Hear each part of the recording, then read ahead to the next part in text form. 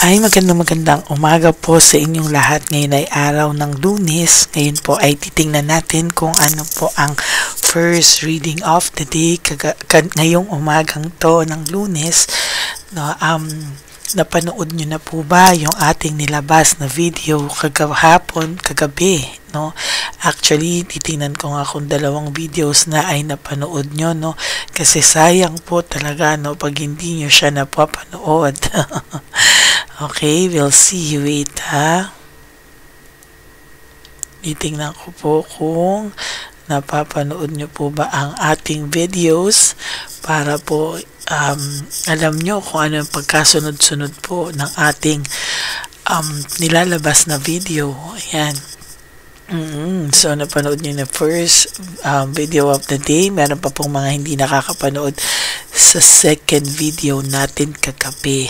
Ayan. Okay. No, talagang naiwanan tong dalawa.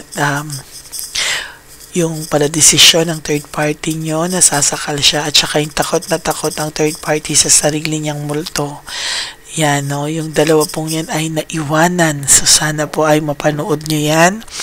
Dahil magandang reading din po yan, at sayang kung hindi nyo po yan mapapanood. Okay? So, ngayon naman po, tingnan natin kung ano po ang makikita natin sa first reading of the day today.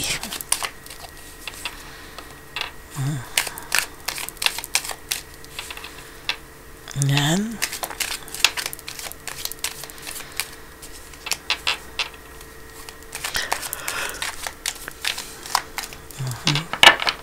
Pili po tayo ng 10.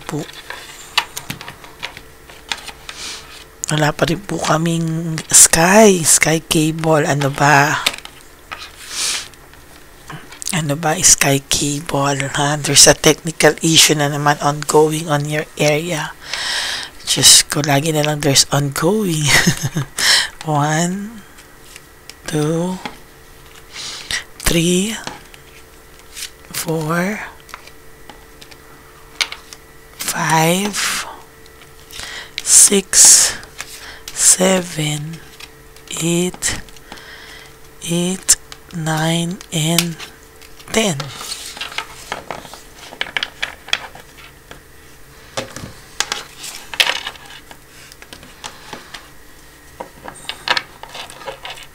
Ito rin po.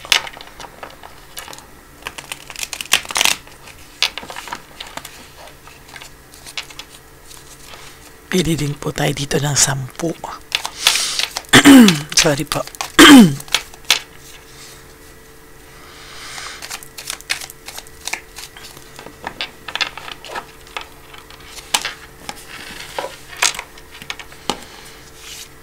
One, 2, 3, 4, 5, 6, 7, 8, 9, and 10.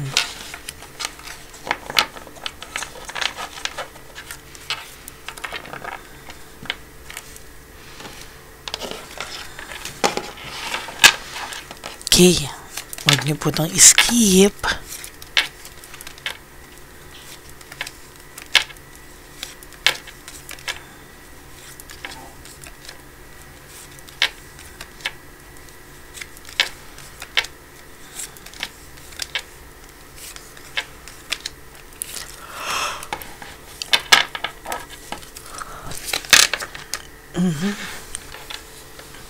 May charity, sharing, and generosity. Maybe you before po ay napaka-generous mo sa taong ito.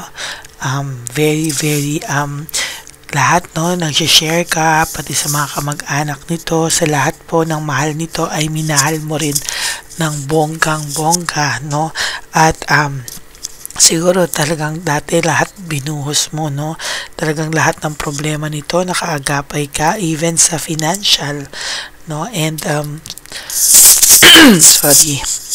sorry po. And sa financial, and siguro lahat talaga ay itinulong mo, ibinuhos mo, wala ka na pong itinara para sa sarili mo, no? Kaya sa nakikita ko dito, hindi niya po makalimutan sa mga oras na to yung pagiging generous mo sa kanya at sa pamilya niya, no, na naiisip niya po talaga.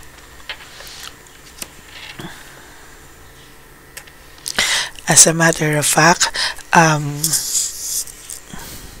ngayon po, talagang ngayon nag-aaway po talaga sila ni Chabelita Palaka. Naiisip niya po, no? Naiisip niya po talaga yung times na ikaw yung kasama niya. Naiisip niya po, secretly, iniisip ka po talaga ng taong to, no? Nakikita ko pa talaga dito na itong taong to ngayon talaga nagsisink in sa kanya lahat ngayon talaga sa kanya nagsisink in yung mga kabutihang ginawa mo, no? Kasi for a time pinasama ka nito or ang dami niya sa yung pinagsasabi just to justify everything, no? Yung mga kalokohan niya para na ma-justify, talagang for some period, ikaw ay pinasama niya, no? Or napasama ka, no? Ang nakikita ko lang din dito is very very unusual, no, na ngayong mga panahon na to talaga ay biglang lumambot ang puso nito kahit papaano dahil naiisip niya po yung mga magagandang nagawa mo sa kanya, no? Secretly iniisip ka po ng taong to at minamahal ka ng patago, no? Sa kanya na lang daw muna yung feelings niya. So that will be our title, secretly minamahal at iniisip ka nito. Or minamahal at iniisip ka nito ng patago. Susulat ko po. At alam nyo naman ako, makakalimutin.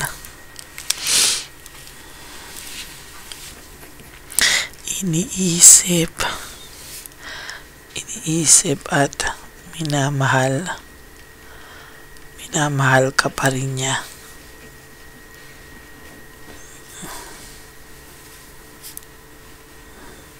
Ng patago at nahihirapan siya.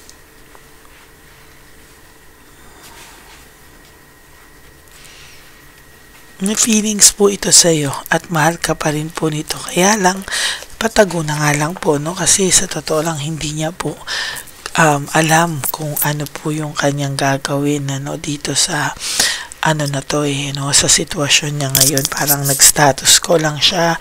Hindi niya alam kung papaano at ano ang mga kanyang gagawin. Punishment and excess pride, ayan, because of sa lahat ng nagawa niya sa'yo, wala tuloy siyang makaiharap sa'yo, and then, ayan, excess pride, kitang-kita nyo naman, yung punishment, yung excess pride, kahit po alam niya sa sarili niya na parang pinaparusahan siya dahil sa mga nangyayari sa kanya ngayon, ay nagiging matatag pa din siya at hindi mo po talaga mapapansin sa taong to na kumbaga kung titingnan mo to parang hindi siya nagsisisi, hindi kanya na iniisip, parang dead man na, parang sobrang saya niya na sa buhay. But in reality po mga kapatid, no, in reality po, sa totoo lang po, ma-pride lang po ang taong to, pero secretly I am telling you, pag mag-isa na lang po ito sa bahay, pag mag-isa siya, wherever siyang pumunta, at siya ay mag-isa, asahan mo po, no, na itong taong to po ay iniisip at minamahal ka pa rin ng palihim, no? Palihim or patago, that's one lang naman, no? Pareho, that's the same. So, yun po yung nakikita ko dito. Ngayon, wala siyang motivation. Kung makikita mo po to, sasabi mo, bakit mukha siyang haggard? Bakit mukha siyang tumanda? It is because napakabigat po ng dinadala ng taong ito. Avoiding conflicts. Talagang ina-avoid niya lang po na makita mo ang totoong pakiramdam niya.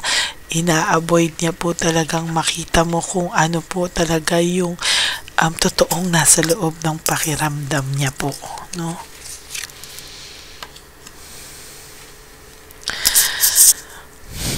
For some of you, baka hindi niya rin maiwanan yung si Chabilitang Palaka. Why? Baka kasi for some of you po na medyo bata pa or no, for some of you po baka kasi nagkaroon sila ng anak, or for some of you baka naman buntis or whatever, pero sinasabi ko po sa inyo, no, hindi po niya ganun kamahal ito the same way na minahal ka po niya. Malayo po. Lalo na ngayon na meron siyang sudden awareness, choosing happiness. Alam niyo po, parang ang pakiramdam nito is, total, nandito na rin naman ako sa sitwasyon, wala na ako magagawa. Sometimes kasi ganyan yung mga tao, no, lalo na kung lalaki man, no, mostly, no, parang nandito na ako sa sitwasyon na to, lubog na ako, wala na rin namang pag-asa. So I will just love her secretly, no. Pero sa totoo lang po, you will never be forgotten. Hindi ka po makakalimutan ng taong to. Nalubog lang po siya talaga sa sitwasyon niya ngayon. Pero so talaga po sinasabi ko sa iyo na gusto niya pa rin pong magkaroon ng fresh start sa iyo. Umaasa pa rin siya, optimistic pa rin siya na someday sasaya siya sa buhay niya, and sana someday makapag-usap man lang kayo, and if the destiny will permit, no, na kayo ay magtagpo ulit ng landas, magiging masaya po ito, no. Pero as of the moment, wala kang asahan dito. Akala mo lang po talaga mayabang pa siya, buisit siya, pero hindi mo po alam kung ano ang tumatakbo sa isipan nitong taong to. And as a matter of fact, meron po siyang siguro pa ilan-ilan o isang taong kaibigan talaga na alam yung pinagdadaanan niya. Sorry, malito. Bunot po tayo ng isa.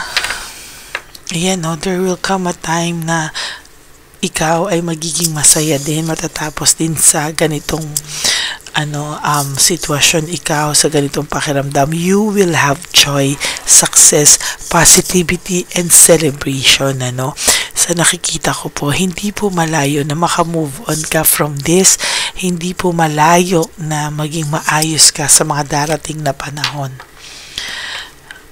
For some of you, may mga ibang nagkakagusto, no? Pero yung parang kayo po, no, kahit pa meron kayong karelasyon, maybe may karelasyon na kayo ngayong iba, or meron naliligaw sa inyo, pero still nagtataka kayo bakit siya pa rin ang naiisip nyo, bakit namamahay pa rin siya sa isipan nyo. For those of you po na may karelasyon, or for those of you na merong may karelasyon or may nagkakagusto, parang nagtataka ka bakit hindi ka pa rin makamove on. Okay naman yung kasama mo, pero wala dun yung puso't isipan mo, no? Parang sakto lang, pero naiisip mo pa rin itong taong ito. Selfishness, jealousy, and insecurity. Talaga pong makikita po natin dito na si Chabilitang Palaka po talaga ay may insecurity, no? May insecurity po siya, and to be honest with you, hindi po yan mawawala, no? Kahit po siguro maghiwalay sila or mawala sila, yung gigil niya po sa'yo will be forever, no? Kasi po ang alam niya po is alam niya po at ramdam niya po ni Chabilitang Palaka na hindi po siya talaga ang apple of the eye nito, at hindi rin po niya maaagaw 100%. Malamang maagaw niya po, nasa kanya man ngayon, pero sinasabi ko po sa inyo, napaka-powerful po ng reading natin ngayon. Talagang kitang-kita din po natin, yung mga Mondays, beginning of the week, kaya parang ang lakas din ng energy ko ngayon, kahit wala tayong internet, ang ganda naman ng ating reading, Talagang kahit po maisip nitong person nyo na, alam mo yon, maisip ka po nito, naisip ka niya, or kahit minsan, ayaw ka na niyang isipin, may isip ka pa rin niya for whatever reason, lahat ng bagay magpapaalala sa kanya sa'yo. No, why? Because ikaw ang naging standard niya at ikaw ang gusto niyang makasama pa din, ano? Talagang nagkamali lang po talaga siya ng pinasok at nagkamali lang din po siya ng desisyon. There's deception and manipulation. Nagkaroon kasi ng cheating, no? Nagkaroon ng lokohan na hindi niya po sinasadya. Choice niya yan, pero syempre, di ba? Exhausted and fatigued. Talagang yan po ang nararamdaman ng person nyo ngayon. He is so exhausted and over-fatigued sa mga pangyayari ngayon sa buhay niya. Sabi ko nga sa'yo, ang pakiramdam ng person mo is karma, no? Nakakarma siya. For whatever reason, talagang hindi na siya makapag-isip ng kahit ano pa. Ang naiisip niya talaga is karma, no? Nakakarma po talaga siya. Emotional immaturity, no? Sa totoo lang po, very, very immature pa rin kasi yung tao nyo, no? Kaya nakikita po talaga sa mga actions niya ni Chabelitang Palaka, kaya na talagang hinahanap-hanap ka pa rin niya ng palihim, no? That's why nai-insecure si Chabelita at nadi-disappoint siya sa nakikita niya, nararamdaman niya. Parang ginagawa rin naman niya lahat, pero alam niyang may kulang, alam niyang nasa iyo pa din ang puso nito. There's a change of cycle, ano? Parang patapos ka na po dun sa masaklap na chapter ng buhay mo. Sooner or later, talaga lang naiisip mo pa to, pero sa totoo lang, nakasurvive ka eh. Nakakasurvive ka na wala itong taong ito sa buhay mo. Hard work and responsibility. Masipag ka po sa buhay eh. Lahat gagawin mo para kumita, para maging okay yung buhay nyo, no? So, sa nakikita ko po, magiging maayos ka pa po sa mga susunod na araw. May direksyon at control, uulit ang buhay mo. Nagkaroon ng direksyon nung nawala siya. Parang nag-gain back mo po yung control sa buhay mo, no? So, sa tingin ko po talaga, mas magiging maayos ka po sa mga susunod na araw. While sila, there's coldness. So, may coldness talaga sa samahan nila ngayon. And as a matter of fact, yung coldness na to is medyo lumalalim, ano? Parang nagsisimula na rin yung person mong makilala talaga yung tunay na ugali ng taong ito. So that's why minsan gusto niya nang magkaroon ng freedom and self-acceptance, no? Parang gusto niyang ma-free muna, makapag-isip-isip talaga, makapag-isa, makapag-solo. Most of the time gusto po nito, lagi po siyang nag-iisa, no? Ayaw po niya ng ganito, gusto niya po lagi siyang mag-isa. And last, for your last card, no? Dahil gusto niya mag-isa at hindi siya makapag-isa dahil lagi nandiyan sa tabi niya si Chabelitang Palaka, ayan, no, dinadivert niya po, no? There's diversion. Dinadivert niya po yung isip niya, no, sa iba, no? Dinadivert niya po at talagang sa makikita ko po talaga ay, ayan, no? Talagang pilit siya naghahanap ng diversion dahil wala po siyang peace of mind sa mga oras na ito. Naghahanap po siya ng pwede niyang pagkaabalahan dahil ayaw niya po na naka-stick lang yung utak niya dito. Yan. At talagang naiisip at minamahal ka talaga nito at hinahanap-hanap ka nito ng palihim. Yan ang pinakamasaklap na pakiramdam at karma niya. Yung hinahanap-hanap ka niya at minamahal ka pa niya ng palihim na dati ay free na free kayong dalawa. Ngayon, palihim na lang niyang nagagawa. Ang mag-isip sa'yo, ang mahalin ka at hinahanap-hanap ka po niya ng palihim. So that's it for your reading for the day. That's it for your first reading of the day. Sana po ay naka-resonate kayo, and if you do, please give me a like and comment down below. Dahil masaya po ako nakikita yung mga messages nyo, no? So maraming salamat po sa inyo. May God bless you all. Sana po kayo po ay nasa mabuting kalagayan ngayon at huwag po kayong malungkot dahil alam ko po na may plano po sa inyo si Papa Jesus at ang ating Divine Universe. Okay, God bless you all, and for those of you who wants to have a private reading with me, kung gusto nyo pong makita kung ang energy pong ito ay talagang sa iyo, pwede mo po akong kontakin sa Lady Lee Elena. Nasa dulo po yan ng ating video. That is my only legit and official FB account, no? So yan lang po ang ating dyan nyo po ako pwedeng makontak, no?